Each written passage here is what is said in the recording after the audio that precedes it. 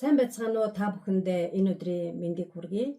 За өнөөдрийн цаг маань болохоор зэрэг уйсан номноос хуваалцах юм цаг байгаа. Намайг таньдаггүй хүмүүст өөрийгөө танилцуулахад Мягмар Суран гэдэг Сөүл хотод ажиллаж амьдардаг юм хүн байгаа. За би саяхан онлайнаар солгоо хоолойтой гэж өөрийгөө боддог хүмүүст зориулсан сургалт явуулсан.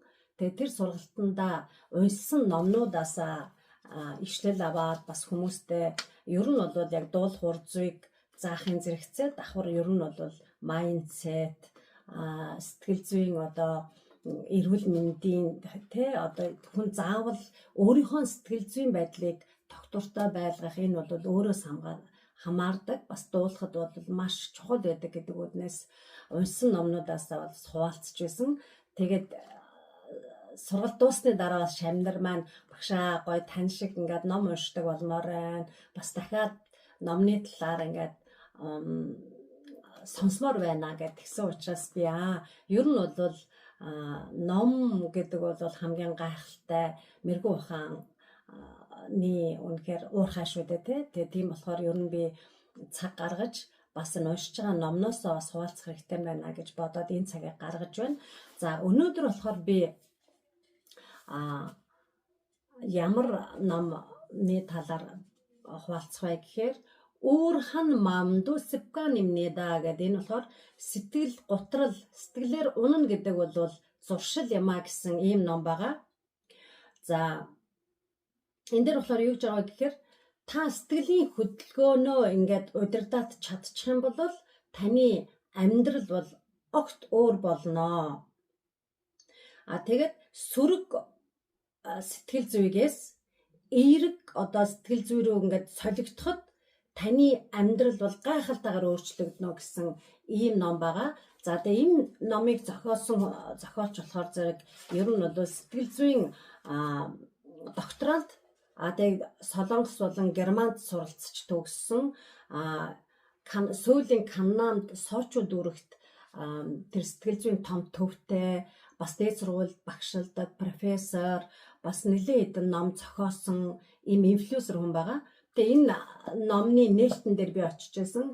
Ингээд харах юм бол меганим гэдэг мега кидэга гуд имнэда ирээдүй бол үнэхээр байгаа шүү те. Одоо итгэж байна гэсэн утгатай. Тэгээ Паксами гэдэг юм гарын үсгтэй ийм ном байгаа. Тэгээ ер нь энэ номон дээр дахиад бас шинэ ном нь гарцсан байгаа. Саяны 4 сард гарцсан байгаа. За энэ номон дээр болохоор зэрэг бидний амьдрал дээр байдаг банк тохиолддог сэтгэл зүйн асуудлууд дээр маш энгийн юм шиг хэрнээ шинжлэх ухааны судалгаатай тийм хүнд маш ойлгомжтой хэрнээ маш шинжлэх ухаанч ингэж тайлбарласан ийм ном байгаа. Тэгээ энэ номноос өнөөдөр болохоор зэрэг би юу уншиж байна гэхээр зэрэг хөгжилтэй гэгээлэг амьдардаг хүмүүсийн нууцын тухай энэ дээр байгаа. Хөгжилтэй гэгээлэг амьдардаг хүмүүсийн нууц. Ипед пашип юг пэйж. За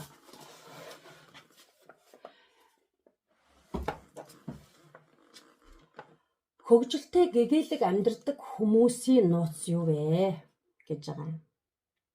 За энэ дээр ер нь бол энэ номын нээлтэн дээр очиход тэр Канадын Сочи дүүрэгт байдаг тэр сэтгэл зүйн төв нь болохоор зэрэг маш их ингээд нөгөө номнууд ингээд одоо номын сан шиг бараг.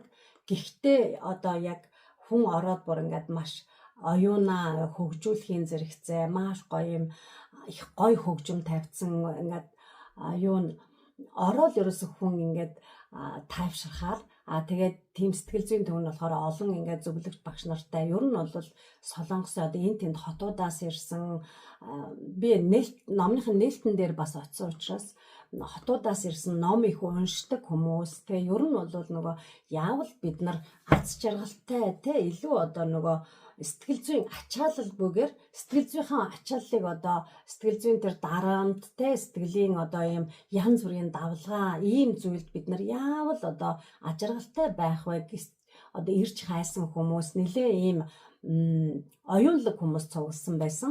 За тэгээд тэр чинь одоо баг жилийн өмнө шахав байгаа. За ер нь бол энэ өнөөдрийн энэ номны яг энэ хэсэгдэр болохоор зэрэг яг энэ хэсэгдэр болохоор би болохоор нөгөө ном уншихтаа нэлээд дэвтэр дээр ингээ бичих дуртай. Тэгээ одоо би нөгөө бичсэн номныхын тэмдэглэлээс хараад байна. Ер нь бол гараар бичих нь маш одоо сайн гэдэг байгаа шүү дээ, тий. Гараар бичих бол өөрөө нэгдүгээрт одоо тэр уншсан номоо үйлдэл болох гэдэг илүү сайн. Нөгөө талаар ер нь бол нөгөө хөшөрсөн оноо Альцгеймер тусахгүй тий, олон одоо баруун зүүн тарих зэрэг хөгждөг. Ер нь бол маш гараар бичих бол илүү сайн гэж байгаа тий. Тийм болохоор би номыг бол уншихтаа маш ингэж тэмдэглэж өнгөөр яалгаж бараг ингээд нөгөө тэмдэглэлийн дэвтэр шиг болгож унших би дуртай. Тэгээ ер нь бол нэлээд юм нөгөө хоолоор бол нэлээд зажилж байгаа юм шиг тий. Тэгээд дахин уншаад ер нь бол ширээний яг өөрийнхөө тоочгсон номоо бол ширээнийхээ номыг болгож байнга одоо ингэж унших, байнга бас амьдрал дээр хэрэгжүүлдэг ийм дадлыг бол сүүлийн үед нэлээд суулгаж байгаа. За энэ дээр болохоор зэрэг тэгэхээр би одоо номтойгоо хамт энэ номынхаа тэмдэглэлтэй хамт явах гэж байна. За Баксами гэдэг энэ хүн болохоор зэрэг хамгийн гол нь штэ та бол илүү аз жаргалтай амьдрах ёстой хүн гэдгийг энэ номон дээр бол маш их дурдж өгсөн байна. За ер нь бол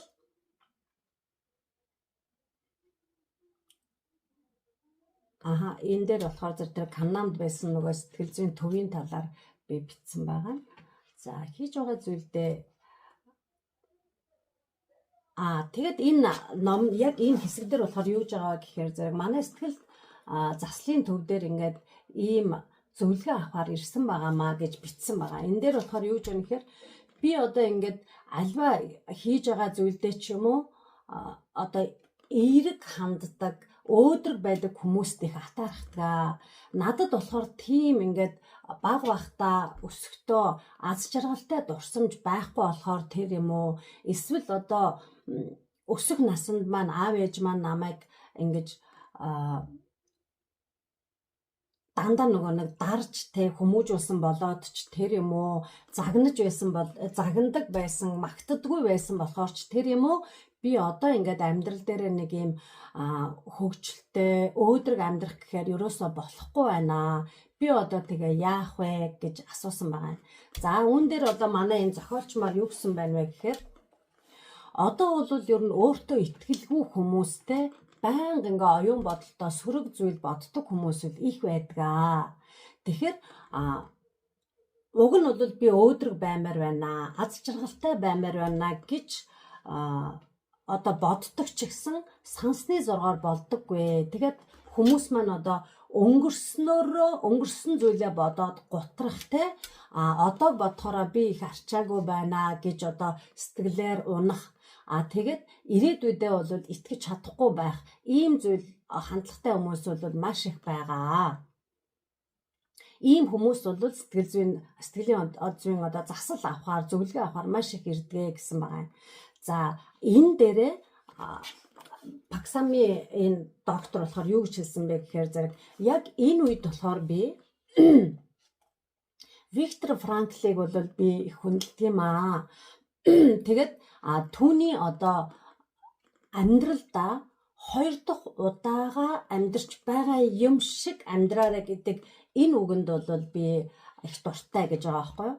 За ингэхдээ яах вэ гэхээр яг одоо хийж байгаа зүйлээ өмнөх амьдрал дээрээ одоо би одоо 2 дахь амьдарч байгаа гэж бодоод те өмнөх амьдрал дээрээ хийсэн миний одоо буруу үйлдэл гэж бодох юм бол хүн өмнө нь ингээд би өмнөх амьдрал дээр алдсан юм чинь дахиад энэ амьдрал дээр энийг дахиад алдъя гэж хүн бодохгүй шүү дээ, тийм ээ. Тийм болохоор зэрэг хүн өөрийгөө ингээд нэг хянаад үйлдэлээ ингээд зөв болгоо явуулчихад илүү дөхөнтэй юмаа гэж үздэг байсан байна. Тэгээд энэ Виктор Франкийн энэ үгэнд бол үгийг энэ номон дээр дурдсан байгаа. За. Тэгээд ер нь бол энэ амьдрал дээр би одоо ямар зорилготой байгаа вэ гэдгээ хүн бол бодох нь маш чухал юм аа. Өөрийнхөө одоо хийх ёстой зүйлээ бол яг тодорхойлч нь бол чухал юм аа гэж үзсэн байгаа. Тэгээд ер нь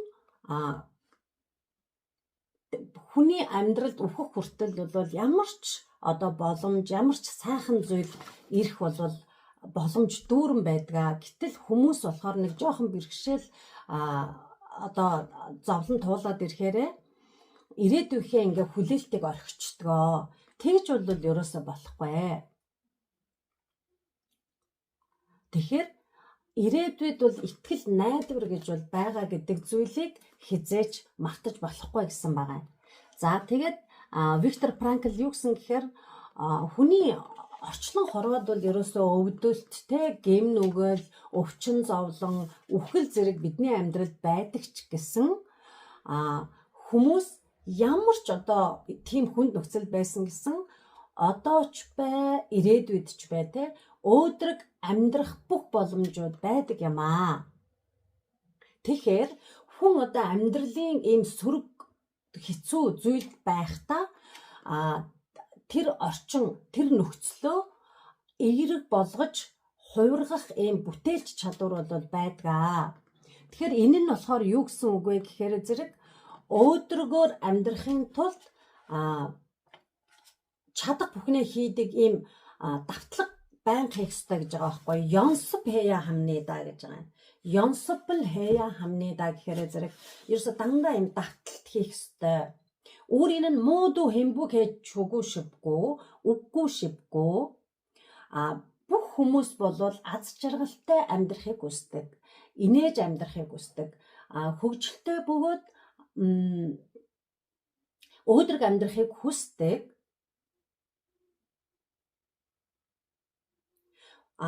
Тэгээд энэ дундаас хамгийн гол зүйл яах вэ гэхээр зэрэг хүрэн сүгээ содуу хэмбүгэл чаггүй чажаа хамнеда. Ямар ч одоо хүнд нөхцөл байсан гэсэн тэр дундаасаа аз жаргалыг олдог юм ёнсопл хэя хамнеда гэж байгаа. Түрүүний эснэр давтлага байнга хийх ёстой. Тэхийн тулд яах ёстой вэ гэхээр зэрэг аз жаргалтай байх шалтгааныг өдөр болгон ол гэж байгаа байхгүй юу? Тэгэхээр зэрэг яг энэ нөхцөлд би өнөөдөр жишээлбэл одоо энэ амьдралд хэцүү байгаа ч гэсэн те би энэ дундаас яг ийм учраас би одоо өнөөдөр би жишээлбэл эрүүл байгаа да те өнөөдөр би ерөөсөө ингээд амьсгалж чадж байгаа да би ийм учраас би аз жаргалтай байна гэж бодоо сурчих юм бол хүн ямар ч нөхцөлд байсан аз жаргалтай байх юм давталгаа ингээд хийгээд байна гэсэн үг шүү дээ тий. Тэгэхээр зэрэг хүнд нөхцөл байсан ч гэсэн сайхан нөхцөл байсан ч гэсэн аз жаргалыг мэдрэх нь бол байнгын одоо ийм дадал болчт юм байна л да. За тэгээд зарим хүмүүс болохоор зэрэг ингээд нөгөө хэцүү зүйл байхаараа улам ингээд бухимдаад байдаг. Ер нь бол тэгж байнга бухимд шаналдаг хүмүүс байхад хүмүүс гэсэн байж тэ аль болох өөдрөг бодлоор нөгөө өөрийнхөө тэр бухимдж байгаа шалтгаанаа ингээд сольчих хэрэгтэй. Тэгхийн бол өөдрөг сэтгэлгээний хүчтэй ингээд орж ирээд тэгээд тэр ийм эерэг энерги болгон хувиргаад өөрийнхөө гаргасан алдаагаа ч гэсэн өөрийгөө хөгжүүлэх юм боломж болгоод тэгээд одоо улам одоо урагшаа ирээдүйд итгэлтэй амьдрах урам зориг одоо ингээд өөртөө байнга бий болгоод байж чаддаг юм гэж байгаа. За тэгээд энэ номон дээр дахиад юу гэж байгаа вэ гэхээр зэрэг за баяр баясгалан тийм ээ аз жаргалтай амьдрал гэдэг бол өвдөлтгүй байх те ямар ч одоо ингээд бүх зүйл нь ингээд аюулгүй байнгын одоо юм байна гэсэн үг биш ээ. Тэгээд бас нөгөө гадаад орчин нөхцлөөс юм уу бусад хүмүүсээс хамаардаг зүйл биш ээ. Харин энэ бол дотоод хүнтэй дотоод хүч дотоод хүслээс үүдэлтэй юм аа. Ийм хариу үйлдэл юм аа гэж хэлж байгаа байхгүй юу? Энэ нь болохоор зэрэг юу гэж байгаа гэхээр зэрэг хүмүүс үл ихэвчлэн те одоо миний хажуутлын хүнээс те миний ханаас эсвэл юу гэдэг миний ажлаас, миний орчин нөхцлөөс, улс орноос гэх ингээ болж байна ч гэдэг юм уу боддгийм байна л да. Би тийм учраас би аз жаргалгүй байна гэж боддог. Гэтэл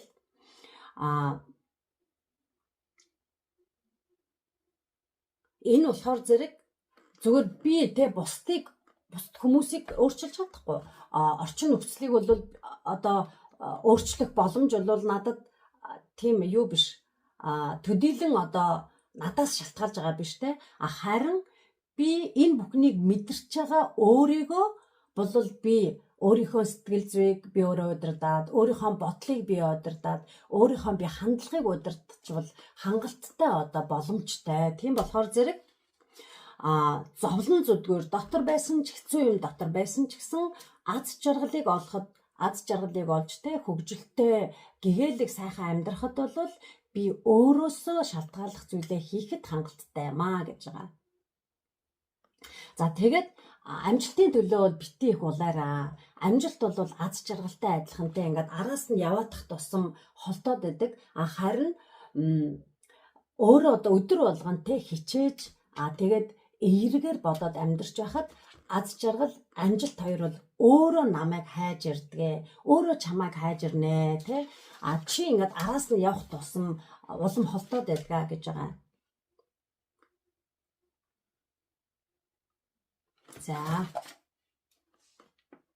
За ингээд тэ амжилтанд хэд төвлөрөхгүйгээр те байж байхад харин өөрийнхөө хийх ёстой зүйлийг хийж байхад амжилт бол чамайг дагаж ирэхээр одоо болно. Угаасаа дагаж ирнэ. Тэгээд Виктор Франкл хэлэхдээ амжилт аз жаргал таны зорилго болчих юм бол та жинхэнэ аз жаргалаас холдох болно.